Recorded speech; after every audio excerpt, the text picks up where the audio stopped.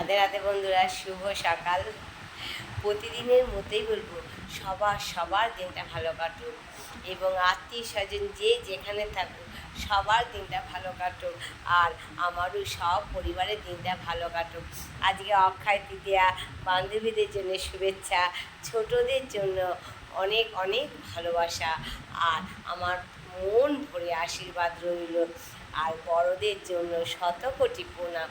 রাধে রাধে বান্ধবীরা, তোমরা যে আমার মতো সাধারণ মেয়েকে এত ভালোবাসা দিয়েছো, আমি কখনো কল্পনাই করতে পারিনি যে আমার কপালে এত ভালোবাসা লেখা আছে।